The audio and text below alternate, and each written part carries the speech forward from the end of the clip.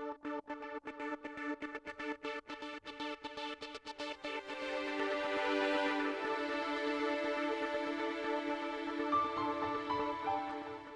confirmed number of new coronavirus cases reported in Los Angeles County in the last 24 hours is 1,436, with 31 additional deaths. Here in Torrance, 16 additional cases were reported with no new deaths. Welcome to COVID-19 Today. I'm Bella Shaw. It's Thursday, September 30th. Public health leaders are urging more women who are pregnant, breastfeeding, or trying to get pregnant to get vaccinated. Despite studies affirming the vaccine's safety in all stages of pregnancy and confirming the vaccines do not cause any fertility problems, only 31% of pregnant women are fully vaccinated nationwide. Officials with the LA County Department of Public Health and the U.S. Centers for Disease Control and Prevention say healthcare providers should strongly recommend the vaccine as soon as possible. Last month, 22 pregnant people died from the coronavirus. That was the most COVID-19 related deaths in a single month since the pandemic began. As of September 27th, more than 125,000 COVID-19 cases were reported in pregnant women, including more than 22,000 hospitalized cases and 161 deaths nationwide. The CDC says 96% of those pregnant hospitalized with COVID-19 were unvaccinated. And although rare, women infected with COVID-19 can pass on the virus to their newborn babies. Among the more than 12,000 births, there was testing information that 62 infants tested positive for COVID-19 and 12 pregnant women passed away. More than a third of those who had COVID-19 are experiencing at least one long-term symptom. A study from Oxford University and the National Institute for Health Research showed 37% of patients still experience breathing problems, fatigue, pain, and anxiety 3 to 6 months after they were infected with the virus. The large study investigated symptoms in more than 270,000 people recovering from COVID-19. The symptoms were more frequent among people who had been previously hospitalized. Women were also slightly more likely to experience these lasting symptoms. The study doesn't give any detailed causes, their severity, or how long they could last. But it did reveal that older people and men had more breathing difficulties and cognitive problems, while women and young individuals had additional headaches, abdominal symptoms, anxiety, and depression. The study also showed that people recovering from COVID-19 were more likely to have long-term symptoms than those who had the flu. The nation's leading medical research agency is spending more than $1 million to explore potential links between COVID-19 vaccination and menstrual changes. The National Institutes of Health awarded one-year supplemental grants totaling $1.67 million to 5 institutions to do this work after women reported experiencing irregular or missing periods, heavier than usual bleeding, and other menstrual changes since getting vaccinated. Researchers at Boston University, Harvard Medical School, Johns Hopkins University, Michigan State University, and Oregon Health and Science University will study these cases and determine whether such changes may be linked to the vaccination, and if so, how long the changes will last. Researchers hope to improve understanding of the potential effects of COVID-19 vaccines on menstruation and give women more information about what to expect after vaccination. Halloween is just a month away, and this year, public health experts say kids should be able to go trick-or-treating again.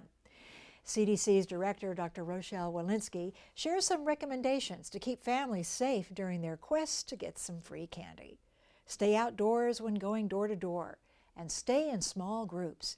Many of the trick-or-treating age children aren't able to get vaccinated yet, so health experts remind them to practice the safety protocols we've all gotten used to during the pandemic.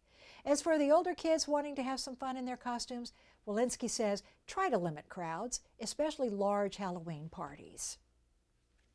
YouTube is taking down videos spreading misinformation about COVID-19 and other approved vaccines.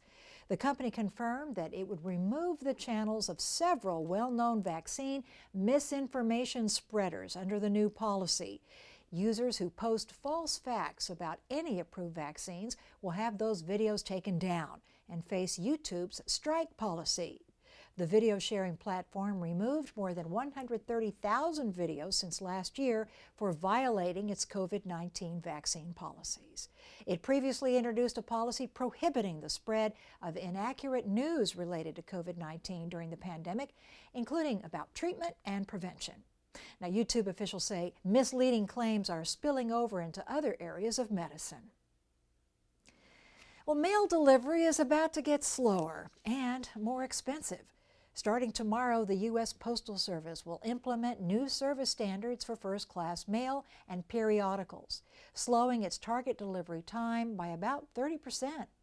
Single-piece first-class mail traveling in the same region will still have a 2-day delivery time, but first-class packages will get impacted and may take additional time to reach their destinations. And from October 3rd until the day after Christmas, the Postal Service will increase prices on all commercial and retail domestic packages because of the holiday season. International product prices won't be affected. The changes are part of the Postal Service's 10-year strategic plan announced by Postmaster General Louis DeJoy this past March. The plan also includes investments in technology, training, and new delivery vehicles. Postal Service leaders hope the changes will improve service reliability and predictability for customers while also making the workflow more efficient. The Postal Service reported a loss of $3 billion for the quarter ending on June 30th and $2.2 billion the previous year. More than 2,000 pounds of hot dog products are being recalled due to possible listeria contamination. Seattle-based company SB's Sausage and Tocino Company recalled the frozen, ready-to-eat chicken and pork hot dog products that have been affected. The 12-ounce vacuum-packed plastic packages were produced on May 19, 2021. They're called Argentina Mighty Meaty Chicken and Pork Hot Dog Jumbo, and the sell-by date is May 19, 2022. The products have the establishment number EST P17524 inside the USDA mark of inspection. These items were shipped to a distributor in California and further distributed to retail locations. No one reported getting sick from these products, but the contaminated food can cause listeriosis, a serious infection that can affect primarily older adults, those with weakened immune systems, pregnant women, and their newborns. Consumers who have these products should throw them away or return them to the place of purchase. Well, the Powerball jackpot grew again to $620 million after no one matched the numbers in last night's drawing. Powerball's next drawing takes place on Saturday, and if there is a winning ticket, it would be the 10th largest lottery prize in history. The jackpot has been rolling over since early June, and since then, 39 drawings have been held with no grand prize winner. And if you're wondering what the cash value of the grand prize is, well, you're looking at close to $446 million. Experts say if you think you have the winning ticket, make a copy of it and store it in a safe place. Officials say the chances of having the ticket that matches all 6 numbers is about 1 in 292 million. Powerball is played in 45 states plus Washington, D.C., the U.S. Virgin Islands, and Puerto Rico. The international pop star group BTS announced additional concert dates with 4 special nights planned at the brand new SoFi Stadium, Inglewood. The in-person concert will mark the first time the band has been able to perform live for fans since their 2019 world tour, as their tour was canceled due to the ongoing pandemic. The news arrives on the heels of their recent announcement of the live-stream concert, BTS Permission to Dance on Stage, which will be held on October 24th. SoFi Stadium is one of the largest music venues in Southern California, and fans can register to purchase pre-sale tickets now through October 2nd on Ticketmaster.com. VIP tickets will go on sale beginning October 5th. The 4 concerts are scheduled for November 27th and 29th and December 1st and 2nd. The indoor-outdoor venue will follow all national and regional health regulations and protocols. Speaking of the SoFi Stadium, the Inglewood Arena will be home to the 26th Annual Eddie Awards, one of the most prestigious awards programs in the region. Hosted by the Los Angeles County Economic Development Corporation, Torrance will be headed there as a nominee for the Most Business-Friendly City Award, which recognizes cities that demonstrate outstanding contributions to economic development in the region. This year, a record number of cities applied for this prestigious award, hoping to share all that their local government has done to support their businesses and workforce throughout the COVID-19 pandemic. The LAEDC organization announced the exciting news that Torrance was among the 10 finalists, along with Culver City, El Segundo, Gardena, Lancaster, Palmdale, Rosemead, Santa Clarita, Vernon, and West Hollywood. The theme of this year's Eddie Awards honors the community's extraordinary resilience and collaborative efforts during the pandemic. The awards ceremony takes place on November 10th. To learn more, you can check out laedc.org/Eddie-Awards. As we wrap up this week, be sure to tune into Weekends in Torrance beginning Friday right here on City Cable. Episodes begin at 2 p.m. tomorrow, Saturday and Sunday. On Friday, take a sneak peek of the newly revamped Torrance Salvation Army, a place where the community is invited to utilize its many resources. Find out what classes are available in their new state-of-the-art music studio, plus enjoy fellowship with other members in the community and much more. You won't want to miss this exclusive tour. Then on Saturday, follow the journey of the Torrance Little League and hear from both coaches and players about their unforgettable road to the Little League World Series. And finally on Sunday, learn about how firefighters helped a 100-year-old Torrance resident celebrate his huge milestone and how this invitation lifted the spirits of a Torrance firefighter who is working around the clock throughout the pandemic, personally overcoming COVID-19, and helping with firefighting and efforts in Northern California.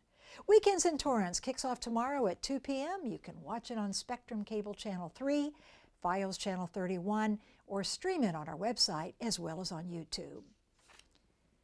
If you want to show your pets some extra love, there's an event for that this weekend. The First Lutheran Church and School will host its annual Blessing God's Creatures event on Saturday. The church begins October every year with a focus on God's love for all He has made, including people's furry best friends and other creatures. This is the 13th anniversary of the unique outreach festival for animal lovers. Due to the pandemic, organizers are downsizing the event this year, but people are welcome to bring their pets for blessings from the pastors at the courtyard starting at 10 a.m. It will be followed by a pet-friendly courtyard communion service and lunch. Organizers say our pets comfort us when we are sad, bring us cheer and laughter, and love us even when we can't fully love ourselves. And this will be a good opportunity to bless them in return. Well, before we go at the end of each program, we like to share more feel-good stories from our community. Pictures, images, and videos that remind us of how resilient our community is and how Torrance truly cares. The West High Entertainment Unit Parent Association invites the community to the 35th Annual South Bay Invitational at West High this Saturday. It takes place from 3 to 5 p.m. and should be a fun time with music, food, and entertainment for the entire family. Marching bands from our local high schools will compete at the field show tournament. The parents say they take great pride in seeing their kids do what they love and hope lots of people will come out to support them. Now, if you have a great story, upcoming event, a photo or video you'd like to share, email us at covid19today@torranceca.gov. We'd love to hear from you. Well, that's our update for COVID-19 Today. Have a great weekend, and we'll see you back here on Monday as Leslie Robbins brings you the latest. Be safe, stay healthy, and thanks for tuning in. We'll see you next time.